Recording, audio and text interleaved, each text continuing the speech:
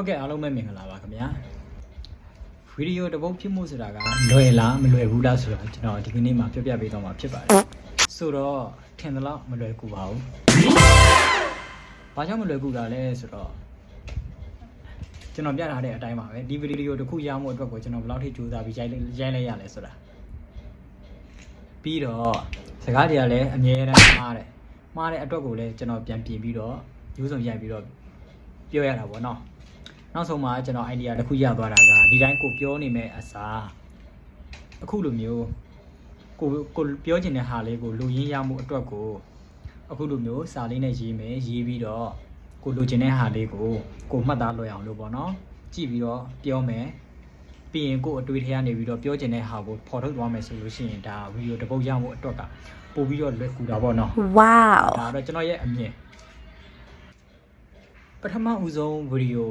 ဖြစ်လို့လာတော့မသိဘူးပေါ့နော်အချိုးကြတော့လဲလွယ်ကူလှပါတယ်ကျွန်တော်အတွက်ကြတော့နည်းနည်းလေးစမ်းတာပေါ့နော်ဒါကြောင့်ကျွန်တော်ကြိုးစားနေပါတယ်နောက်လာမယ့်ဗီဒီယိုလည်းစောင့်မျှော်ပေးသွားကြပါဦးလို့ကျွန်တော်တင်မဲ့အကြောင်းအရာတွေကတော့ Facebook ဆိုင်ရာနည်းပညာအကြောင်းလေးတွေပဲဖြစ်ပါတယ်ကျွန်တော်တည်တလောက်တက်တလောက်လေးတွေကျွန်တော် sharing ပြန်လုပ်ပေးသွားပါမယ်ဟုတ်ကဲ့